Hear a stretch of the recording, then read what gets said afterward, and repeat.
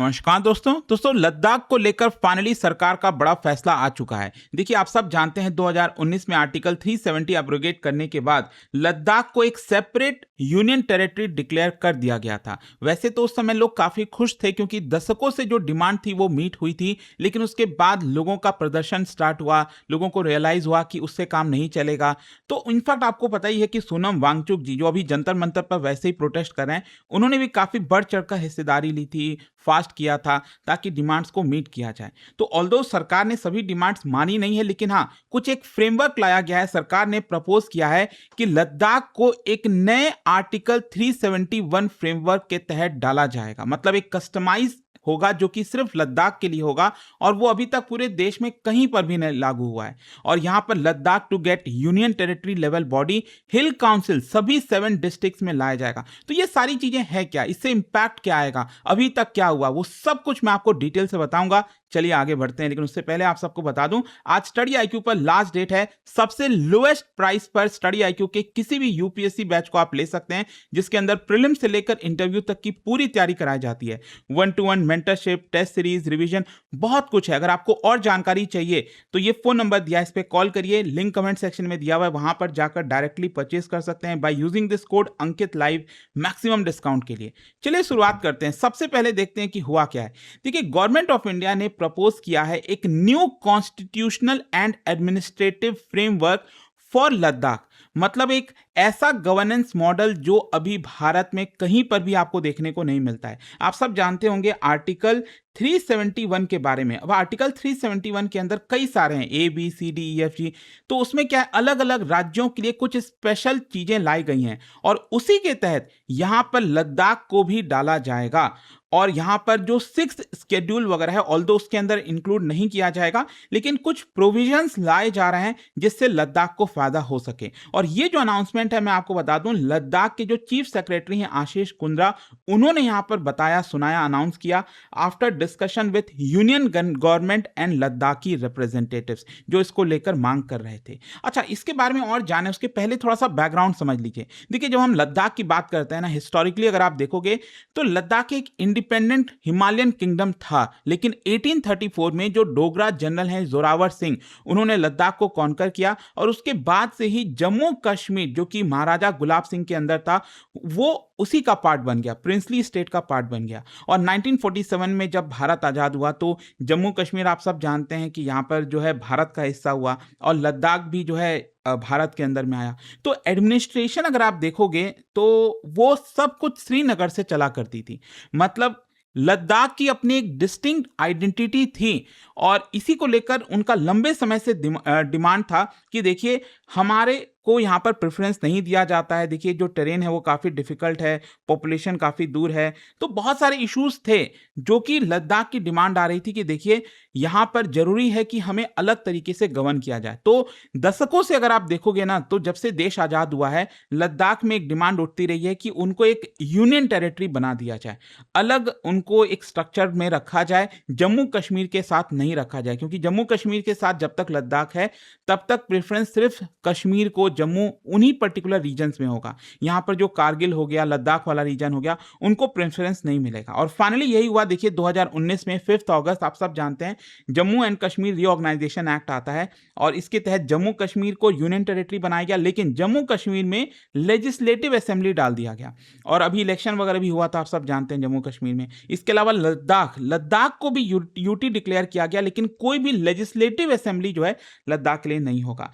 तो इसी की वजह से कई कंसर्न आ गए, क्योंकि इनिशियली तो यहां पर जब यूटी डिक्लेयर किया गया लद्दाख को, तो लोग खुश थे, लेकिन बहुत सारे इश्यूज बाद में इमर्ज हुए। अब देखिए, क्या क्या इश्यूज थे वो समझिए। यहां पर कोई लेजिस्लेचर नहीं था, इलेक्टेड लेजिस्लेचर। देखो, जैसे दिल्ली के केस में देखिए, दिल्ली भी यूटी है, जम्मू कश्मीर भी यूनियन टेरिटरी है, लेकिन उनका अपना खुद का असेंबली है, जहां पर वो अपने लोगों को इलेक्ट कर सकते हैं, असेंबली में जाते हैं, चीफ मिनिस्टर होता है, काउंसिल ऑफ मिनिस्टर होता है। तो लद्दाख के लोगों को लगा, देखो भाई, ये क्या हो गया। पहले तो यहाँ पर चलो हम वोटिंग करते थे, हमारा कोई रिप्रेजेंटेटिव होता था, अब तो यहाँ हमारा कोई रिप्रेजेंटेटिव ही नहीं है। मतलब एग्जीक्यूटिव जो अथॉरिटी है लद्दाख की, वो सिर्फ और सिर्फ लेफ्टिनेंट गवर्नर और ब्यूरोक्रेसी के पास चली चली गई, मतलब जो भी ब्यूरोक्रेसी करती वही उनको मानना पड़ता। तो एक तो ये डर हो गया। दूसरा यहाँ पर डेमोग्राफिक चेंज का डर। आर्टिकल 370 हटने के बाद लोगों को डर हुआ कि बाहर से लोग लद्दाख के अंदर आएंगे, उनके जमीन को लेंगे, परमानेंटली सेटल हो जाएंगे, डेमोग्राफिक कॉम्पोजिशन ऑल्टर हो जाएगी। और उनको डर यही था कि देखिए लद्दाख में तो वैसे ही बहुत कम पॉपुलेशन है, तो हम जिएंगे कैसे। पॉपुलेशन अगर आप देखोगे लद्दाख का 3 लाख के आसपास आपको देखने को मिलेगा, और ज्यादातर जो पॉपुलेशन है, entire population almost, they are basically scheduled tribes, जैसे बोटो, बाल्टी, चंगपा, तो वो सभी स्केड्यूल्ड ट्राइब्स के अंदर में आते हैं। और यहाँ पर उनका डिमांड बेसिकली यही आ रहा था कि देखिए हमें अपनी जो डिस्टिंक्ट कल्चर है, आइडेंटिटी है, उसको प्रिजर्व करके रखना है, हमारा जो कल्चर, लैंग्वेज, कस्टम्स, तो ये जरूरी है। लेकिन आर्टिकल 370 जाने के बाद ये सब कुछ डेंजर में आ सकता है। फिर चौथा, एम्प्लॉयमेंट को लेकर उनको कंसर्न था। लोगों को डर ये था कि भाई गवर्नमेंट जॉब्स यहाँ पर धीरे धीरे आउटसाइडर्स ले लेंगे। यहाँ पर उनका डिमांड आने लग गया कि डोमिसाइल बेस्ड रिक्रूटमेंट होना चाहिए, रिजर्वेशन होना चाहिए, ए पब्लिक सर्विस कमीशन एक अलग से बनाना चाहिए लद्दाख के लिए। और पांचवा, एनवायरनमेंट को लेकर कंसर्न, जो कि सोनम वांगचुक बढ़ चढ़कर आगे बढ़ रहे थे इसको लेकर कि यहाँ पर लद्दाख वर्ल्ड का मोस्ट फ्रेजाइल माउंटेन इकोसिस्टम है, और जिस तरह से टूरिज्म इंफ्रास्ट्रक्चर डेवलपमेंट होगा तो इसकी वजह से ग्लेशियर्स पिघलेंगे, वाटर स्कैरसिटी होगा, बायोडाइवर्सिटी, कैपेसिटी, यहाँ पर मतलब बहुत ज्यादा इश्यूज आ जाएंगे। मतलब उतनी कैपेसिटी है नहीं लद्दाख की कैरी करने की जितना यहाँ पर लोगों के आने की वजह से होता। तो ये सारे इश्यूज यहाँ पर लोगों के मन में आए। अब देखिए इसी को देखते हुए यहाँ पर जो ले एपेक्स बॉडी है और जो कारगिल डेमोक्रेटिक अलायंस है, उन्होंने 4 मेन डिमांड्स रखी सरकार से। सबसे पहला कि आप हमें स्टेटहुड दीजिए, प्रॉपर स्टेट, राज्य का दर्जा दीजिए। दूसरा, हमें 6th स्केड्यूल में डालिए। 6th स्केड्यूल आप सब जानते हो कि अभी नॉर्थ ईस्ट में 10 ऐसे रीजन्स हैं जिनको 6th स्केड्यूल में डाला गया है। बहुत कम ऐसे रीजन्स हैं और उनको काफी सारी ऑटोनॉमी मिलती है, कुछ इंटरफेरेंस नहीं होता है। तो ये डिमांड था। फिर कॉन्स्टिट्यूशनल सेफगार्ड हमें मिलना चाहिए, और पब्लिक सर्विस कमीशन एक अलग से बनाना चाहिए, लोकल एम्प्लॉयमेंट प्रोटेक्शन होना चाहिए। तो ये 4 मेन डिमांड थी। इसी को बोला गया लद्दाख का 4 पॉइंट डिमांड। अब देखिए यहां पर क्वेश्चन आता है कि सरकार राज्य क्यों नहीं बना देती। तो देखो यहां पर क्या है ना कि एक स्ट्रैटेजिक इंपॉर्टेंस है लद्दाख का, चाइना का बॉर्डर है, पाकिस्तान का बॉर्डर सटता है। तो इसकी वजह से क्या है कि सेंसिटिव एरियाज हैं, सियाचिन ग्लेशियर, गलवान वैली, पैंगोंग सो, डेप्सांग प्लेन। गवर्नमेंट का आर्गुमेंट ये था, सेंट्रल गवर्नमेंट का, कि देखिए हमें लद्दाख में स्ट्रॉन्ग सेंट्रल एडमिनिस्ट्रेटिव कंट्रोल चाहिए, क्योंकि वो सेंसिटिव बॉर्डर रीजन आ जाता है। पॉपुलेशन भी कम है। अब इतने कम पॉपुलेशन के लिए, वो भी थोड़ी बहुत पॉपुलेशन अलग अलग जगह देखने को मिलती है। तो पॉलिसी मेकर्स का आर्गुमेंट ये था कि फुल फ्लेज स्टेट गवर्नमेंट जो है वो एफिशिएंट नहीं होगी, इसीलिए सेंटर के अंदर में ये रहना चाहिए। और सिक्योरिटी का सबसे बड़ा मामला है, जिसकी वजह से अगर सेंट्रल गवर्नमेंट का अच्छे से कंट्रोल नहीं रहेगा तो प्रॉब्लम हो जाएगी। तो इसीलिए स्टेटहुड नहीं दिया जाए। दूसरा जो आर्गुमेंट ये था कि देखो 6th स्केड्यूल में सरकार क्यों नहीं डाल देती। देखो सरकार का कहना है कि देखो 6th स्केड्यूल जो है वो स्पेसिफिकली नॉर्थ ईस्ट के कुछ रीजन्स के लिए बनाया गया है। अगर हम लद्दाख को भी ऐसे कर देंगे तो यहाँ पर अगेन बहुत सारी जगहों से ये डिमांड उठने लगेगी, देश में कई जगह से ये चीजें हो जाएंगी। तो इंस्टेड यहाँ पर गवर्नमेंट ने क्या किया है कि लद्दाख स्पेसिफिक प्रॉब्लम को देखते हुए उनको आर्टिकल 371 के अंडर में डाला जाएगा। मतलब एक अलग से नया आर्टिकल क्रिएट होगा जो कि आपका लद्दाख के इश्यूज को रिजॉल्व करेगा। अब समझिए आर्टिकल 371 है क्या, इसको समझने की कोशिश करिए। ये कोई एक सिंगल यूनिफॉर्म प्रोविजन नहीं। आर्टिकल 371 अगर आप देखोगे तो यहां पर कई सारे अलग अलग कॉन्स्टिट्यूशनल अरेंजमेंट्स बनाए गए हैं अलग अलग राज्यों के रिक्वायरमेंट के हिसाब से। जैसे आर्टिकल 371 में महाराष्ट्र और गुजरात रखा गया है, उनके लिए अलग से डेवलपमेंट बोर्ड्स हैं। आर्टिकल 371A में नागालैंड को रखा गया है ताकि उनके जो कस्टमरी लॉ लैंड रिसोर्सेज हैं वो प्रोटेक्टेड हों। आर्टिकल 371B के अंदर आसाम को डाला गया उनके ट्राइबल कमिटीज के लिए। 371C में मणिपुर, फिर सिक्किम, मिजोरम। आप समझ लो अलग अलग राज्यों की जो रिक्वायरमेंट थी उसके हिसाब से देखते हुए सरकार पहले से ही इसमें चेंजेस करते आई है और ये बनाते रहती है। तो यहां पर अब क्वेश्चन ये आता है कि सरकार ने क्या प्रपोजल रखा है। देखो 3 इंपॉर्टेंट कंपोनेंट्स हैं इसके। सबसे पहला, सरकार क्या कर रही है, यूटी लेवल की एक इलेक्टेड बॉडी बनाएगी। अब ध्यान से समझिएगा, सरकार ये नहीं कह रही है कि हम लेजिस्लेटिव असेंबली बनाएंगे, जैसे जम्मू कश्मीर का, दिल्ली का अपना एक असेंबली है ना जिसका चीफ मिनिस्टर होता है, काउंसिल ऑफ मिनिस्टर होता है। सरकार वो नहीं कर रही है, लेकिन हाँ एक ऐसी बॉडी होगी, हो सकता है मतलब इसके बारे में हो सकता है बाद में बताया जाएगा, 5 मेंबर की बॉडी या फिर 10 मेंबर की बॉडी, कुछ ऐसा एक इंस्टीट्यूशन क्रिएट किया जाएगा जो जिनको लोग खुद इलेक्ट करेंगे। इलेक्शन होगा और वो जो बॉडी होगी वो यहाँ पर काफी कुछ चीजें कंट्रोल कर पाएगी। मतलब आप समझिए the this body would sit above district council. मतलब मैं आपको आगे बताऊंगा डिस्ट्रिक्ट काउंसिल के बारे में भी, क्योंकि कई सारे डिस्ट्रिक्ट काउंसिल बनाए जा रहे हैं। तो डिस्ट्रिक्ट काउंसिल के ऊपर में ये बॉडी होगी, इलेक्टेड बॉडी होगी, जो सारी चीजों को नीचे यहाँ पर देखेगी। तो यहाँ पर आप देख सकते हो इसका काम होगा लेजिस्लेटिव फंक्शंस का, एग्जीक्यूटिव फंक्शन का, फाइनेंशियल अथॉरिटी का, एडमिनिस्ट्रेटिव कोऑर्डिनेंस का। However Ladakh would remain a union territory. ध्यान रखिएगा ये यूटी ही रहेगा। अब ये इंपॉर्टेंट क्यों हो जाता है, क्योंकि देखो लेह और कारगिल अभी के लिए अगर आप देखोगे तो इनका अलग अलग हिल काउंसिल है।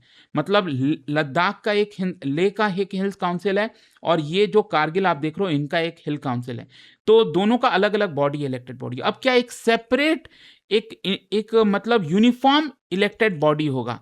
ये सभी लोग मिलकर यहाँ पर जो है एक इलेक्टेड बॉडी को चुनेंगे, और उसमें कुछ मेंबर्स होंगे और वो इसको चलाने की कोशिश करेंगे।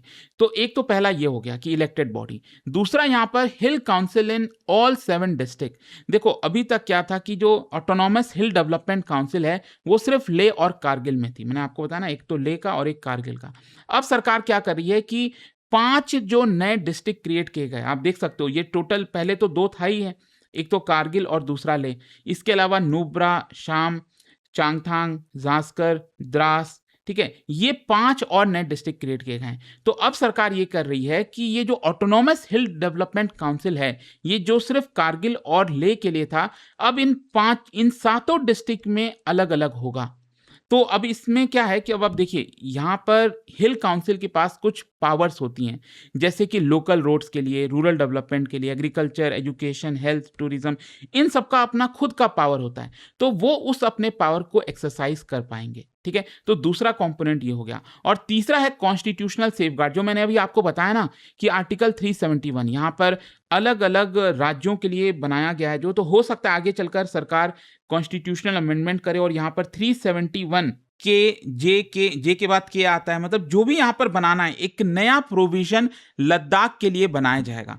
ये हो सकता है सरकार यहाँ पर करे, लेकिन हाँ अभी सरकार ने बताया नहीं है कि एग्जैक्टली इसमें क्या क्या प्रोविजंस डाले जाएंगे, लैंड ओनरशिप को लेकर, लोकल एम्प्लॉयमेंट को लेकर, कल्चरल प्रिजर्वेशन को लेकर। मतलब बेसिकली सरकार ये कह रही है कि आपके जो इश्यूज हैं लद्दाख को लेकर, जो आपको डर है कि हमारे लैंड को ले लिया जाएगा, ये सारी चीजें, तो वो प्रोविजंस हम क्या करेंगे, आर्टिकल 371 के तहत एक अलग से प्रोविजन डाल देंगे ताकि वो सारी चीजें प्रोटेक्टेड हो। तो ये 3 मेन आपका स्ट्रक्चर ये होगा।